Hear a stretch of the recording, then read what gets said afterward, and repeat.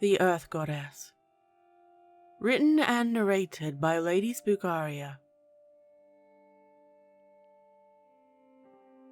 The Earth Goddess never spoke to me. I was among the chosen 7 to be picked before I bled. My pedigree and clean-formed limbs meant I was perfect for the role. My fate was decided for me, and with no consideration about my desires. How could I not want to be a priestess? The greatest honor I could ever hope to gain.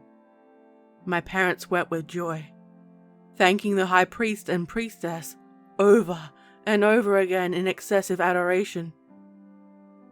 I was taken from my home with great celebration and fanfare.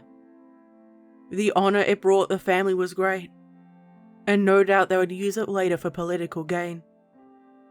There was so much excitement in the household that I would become one of the sacred women. The high priest took one of my hands and the high priestess took the other. My head swam with the overwhelming aroma of their perfumes.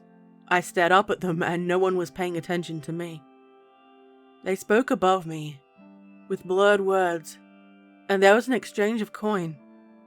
I wanted to go back to bed. I wanted the comfort of all things familiar. My parents said their goodbyes over enthusiastically, and my siblings silently watched. My younger brother stepped forward to embrace me, only to be yanked backwards by our nanny, never to touch me again. They were detached from me. I wouldn't be their sibling any longer, and I tried not to cry. My destiny mattered more than my present. Why couldn't I be happy about what was being done for me right now? Why wouldn't they speak to me? Before I knew it, I was led away from my home and my family, through the streets as my neighbors watched and gathered around, excited to see who the chosen would be. I was the only girl from my village who was selected. Some were celebrating, happy for my family, while others watched with envy in their hearts. While my family would never speak to me again, the honor was great. The town mayor, a man who always had questionable morals, watched me with dead, cold eyes. I saw it briefly. In the blink of an eye, the look was gone. None of the others noticed the look in his eyes, or truly cared. We kept walking, and their figures became smaller every time I looked back. My parents continued to weep in the distance. They would have a feast and a mock funeral. In the eyes of the family, I passed into the world of the dead, and would now be reborn. The priestess leaned down to me and told me to be happy, that the Earth Goddess doesn't just choose anyone. The journey to the Temple Mountain Temple was long, and my legs had begun to ache. I needed to keep up with them, and rushed to match my gait with theirs. I suppose the hurt was visible on my face. Everyone else was happy, yet all I wanted to do was go home and play with my dolls. Where I belonged. I had been to the temple before, twice. Once when I was brought into the world where the placenta was left to rot in the middle pit with the others. My older brother told me the smell made him sick and had joined many others there. Later I returned as a child to offer a flower to the altar and left. I don't remember the foul aroma the second time. I do remember the moist aroma of the earth and feeling underwhelmed by what I saw. I didn't believe I would return. They took me deep inside the temple, below the ground itself. It was ancient, built by our ancestors' ancestors. Only the star of the entrance had torches to light our way, and we descended into darkness. The bones of the earth. It took some time before my eyes finally adjusted to the lack of light. The only source flickered from the center of the room. There are no seats there. People would have to kneel, sit on the floor, or stand. The floor was a mixture of earth and worn-down stone. My bare feet could feel the circular engravings made into it. I could smell the scent of the moss fill my nostrils. The temperature changed and it was quite cool down here. There were water droplets dripping down and it was relaxing to listen to. Still, neither priest nor priestess spoke to me. In the center of the room, the altar to the goddess stood. The stained offering bowls were bare. No children had been born for many years, and there were whispers about her lack of favor. The statue was etched out of stone, in a time long ago and brought here from a distant land. There were different stories about her. For some, she was the first divine being. Others, she was the daughter of one god or another, and each person seemed to bicker on which version was correct, or pure falsehood.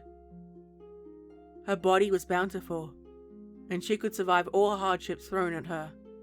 Her true name was forgotten, lost to time, and now only referred to as the Earth Goddess. There were herbs, incense, wine, bread, and other offerings left at her feet, a mess of candles surrounding her, highlighting both her features and the shadows around her. I heard these candles were never permitted to burn out, always restocked and always lit. They were dedicated to her day and night. The pots were ornate, however I'd seen them many times over the years. Every household had them to do private ceremonies for their families. I wondered whether this would be the last reminder of home I would have. I was led into a dorm that had other initiates. Some I recognized from the next village, and others I did not. I guess they were from other neighboring towns or villages. I was given a basin of water to cleanse my body, a dress, and a bed to sleep in. I washed, dried myself off, and slipped under the sheets while the candles were burning down. I was concerned about fire, yet everyone else in the room slept soundly. Soon, I drifted off to sleep. I didn't dream. I normally have vivid dreams of color, shapes, and voices I can barely remember when I wake up. I fell into a dream of sleep that night. When I awoke, the years inside the temple were a blur and merged into a jumbled mess. The initiates were forbidden to meet with or speak with anyone from the outside, in case they would corrupt us, or our training. I never understood their reason for this. I never saw my parents during this time, or my siblings either. My life revolved around her, and nothing else. I did everything I was told.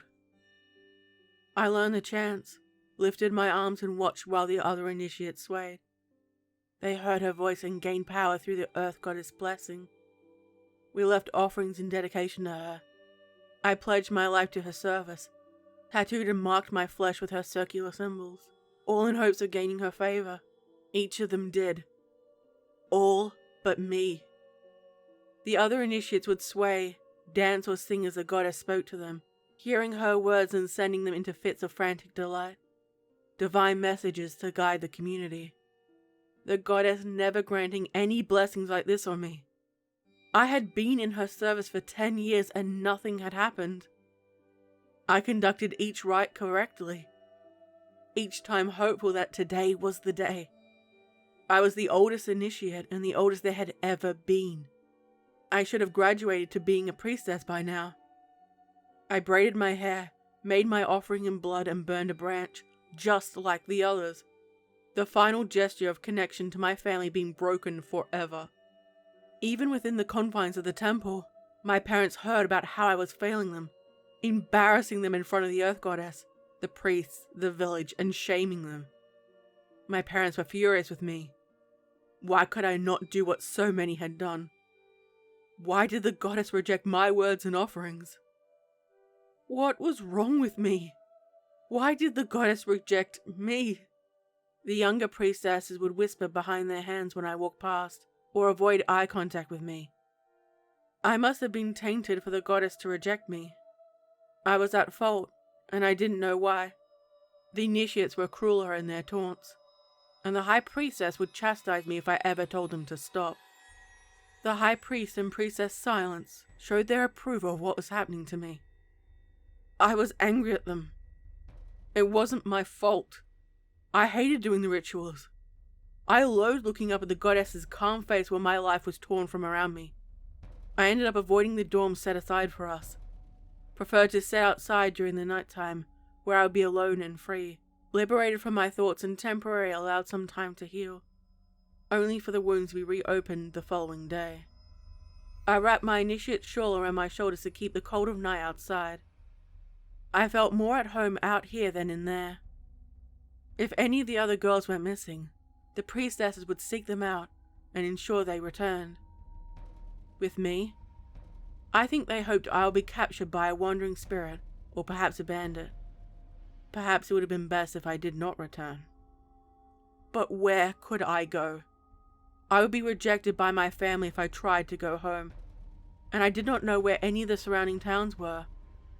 I was trapped, yet my imagination would wander, and when I allowed it to, I was finally free to do what I desired with my own thoughts. When I rose from my seat, the light of the sun had begun to creep over the high mountain, and I had to return to the dorm. Quietly, I re-entered the temple. I could tell some nightly preparations were being made by 2 priestesses, and they did not notice me. The aroma of incense was heightened, as was the delicious smell of freshly baked bread. My stomach let out a growl. Only the priestesses were permitted to taste the sacred bread. The 2 of them chatted casually while they worked. They didn't bother using the elaborate way they would speak to the locals who would visit us. The long, drawn-out and poetic tone I used to admire. The hypocrisy had begun to run thin. In this mode, they were human and not voices for the divine. I couldn't help the way I would feel about them.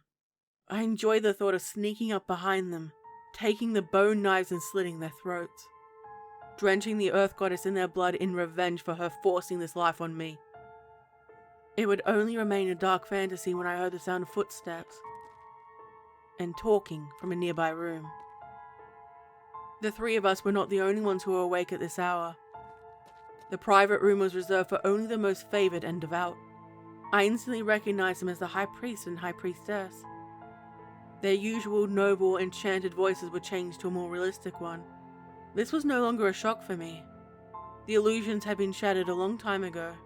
Each of them casually draped their bodies over their chairs, decorated with enough jewels to a point they could be thrones, and held an earthenware mug in their hands. They let out a cackle of laughter.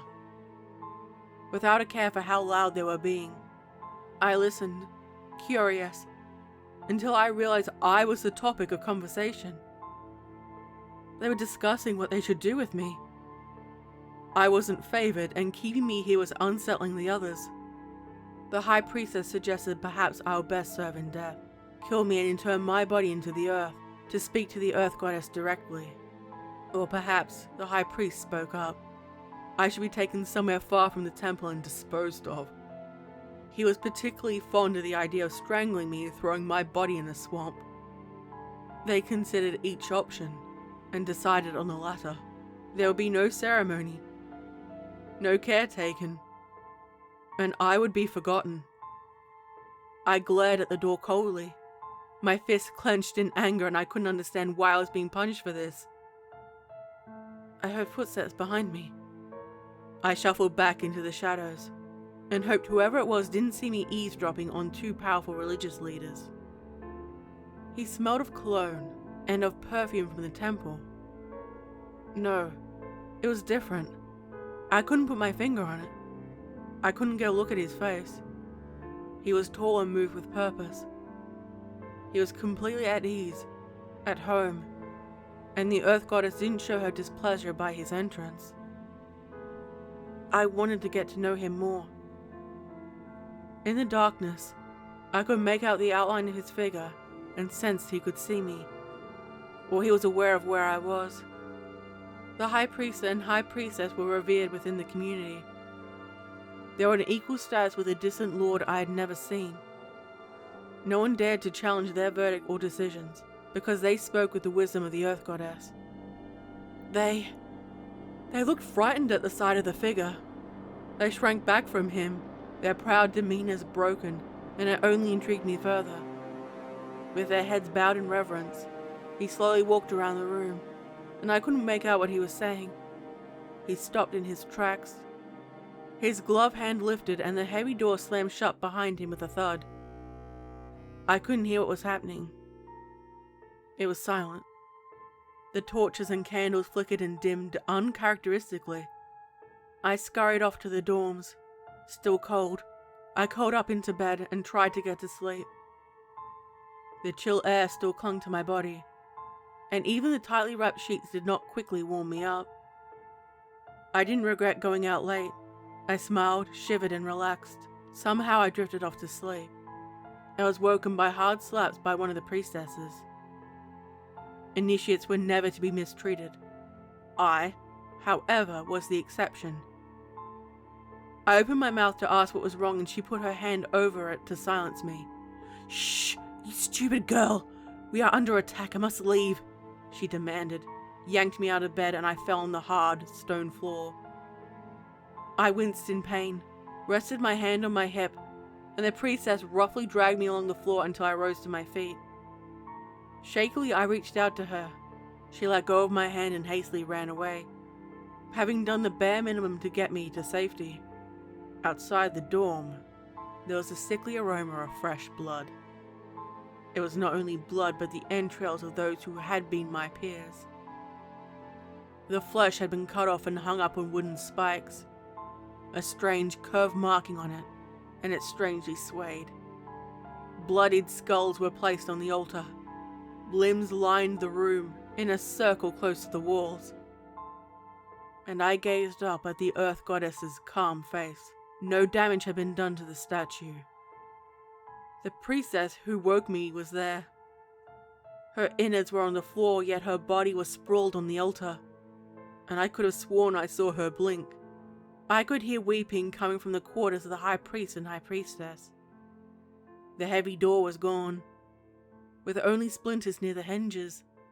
I nearly emptied my stomach when I saw them. They had been sewn together in a grotesque display of gore.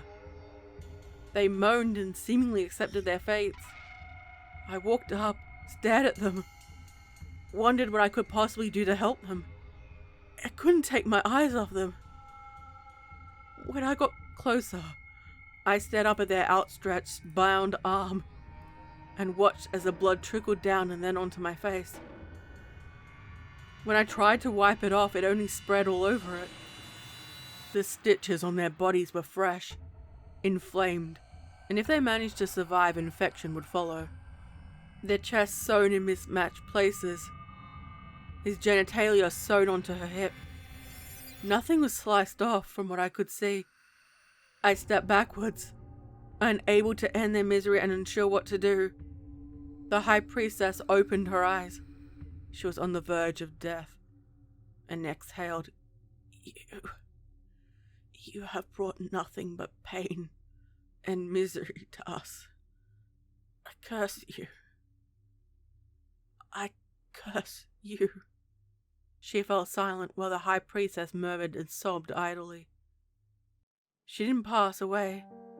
Instead, she ignored me during her last moments of life. Whoever did this to them, surely they were responsible. I slunk away, wrapped my arms around myself, and went back into the main area, where the statue and altar resided. The only sound I could hear was my heartbeat, the dripping water, and the muffled rain outside. I was frightened people would come and I'd be blamed for the events that took place here. I rushed to the exit, still in the shift I slept in, and made my way out. Surely my family would help me. It had been many years since they saw me last when they came to the temple and made their offerings. And, of course, they were angry I could not live up to their expectations. Surely, they still loved me. It had been a decade since I left the Earth Temple, the cave, and being out in the real world. My few moments outside were glimpses. It was still dark. The only light came from the moon and the flickering candles within the homes. I didn't forget. I could never forget my family home, and I smiled when I saw it. They were the only people I had left. I smacked the wooden door with the palm of my hand. No one came. I struck it harder before using my fists on the door, and not even my intrusive neighbors opened their doors. I had nearly given up hope when the door opened. I fell on my mother, my white shift stained from mud and blood, and my face a mess. She struck my face, hard. I fell back with my hand on my face and stared up at her. "All you have ever done is bring us ruin, and you dare crawl back here," she bellowed at me. She pointed her finger at the door where I entered, bidding me to leave. It hadn't been that long. Surely they didn't know about the temple and the inhabitants being destroyed, right? I wasn't to blame for the destruction. Then I took a better look inside the home. Many valuables I remembered from my childhood were gone. The paint was scaling off the walls. My mother's night shift was old and had holes in it. And clearly the family were far from prosperous. I could hear other people opening the doors of their homes to see what the fuss was about. None of them looked healthy and all of them wore a frown. They grumbled under their breaths. I knew they blamed me for whatever their misfortunes were, and the last thing I wanted was to be trapped by an angry mob. I felt a pit of despair in my stomach and got up to my feet. They ignored the blood at my nose, cursed me with a cry of, "Get her! We need to punish her from my mother!" The group gave chase. I was a pariah and I didn't even know why. I kept running. My chest was tight. Sweat soon joined the mud and blood on my face and body. My feet were bruised and cut from the roads.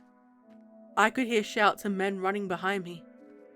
Soon it was joined by barking dogs and the sound of hoofbeats. I was being hunted. How I wanted to run and escape them. My muscles cramped up. They became stiff and I called out. When I fell to the ground, there was a cheer of joy.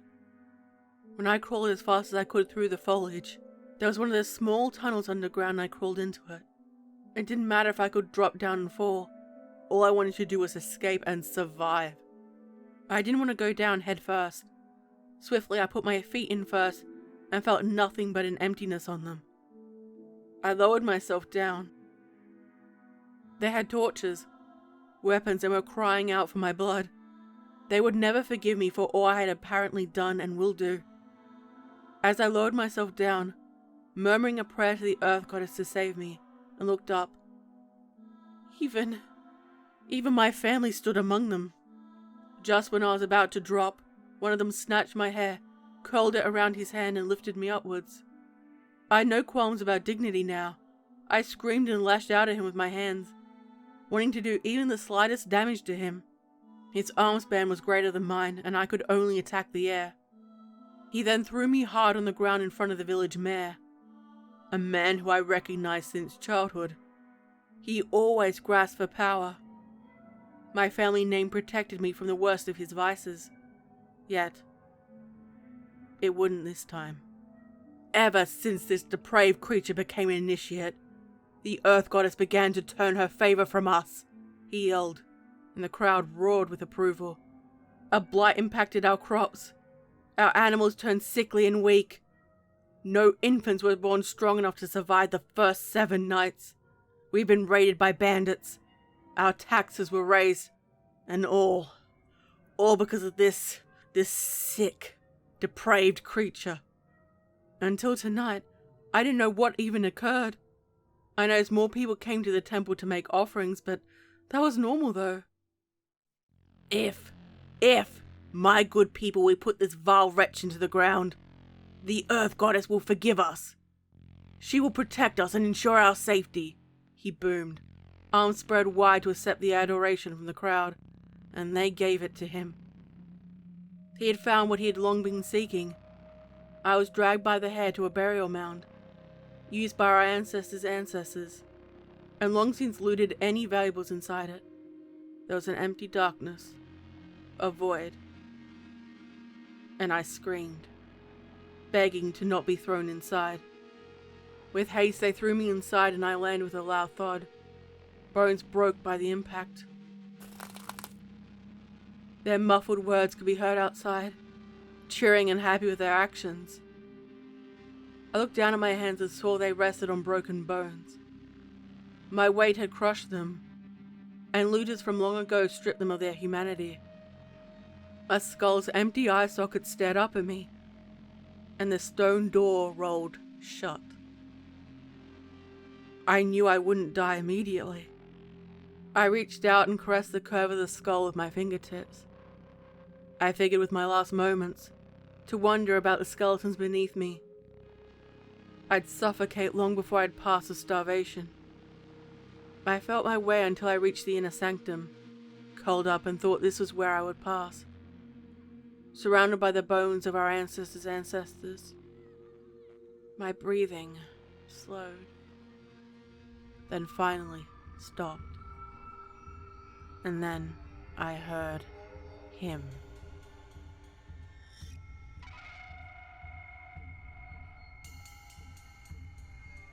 I hope you enjoyed this story. If you did, please leave a like, and don't forget to leave a comment as well. I utterly enjoy reading them. So what did you think of the story? Who do you think he is? Leave it all down in the comment section down below. This video is made with the support of my incredible Patreons, channel members, subscribers, and all my viewers. Thank you so much for supporting me. There are links available in the description if you would like to support me. It is greatly appreciated. Check out my merch and my social media links in the description as well. Stay safe, my little spooklings. And remember, I'll be watching you.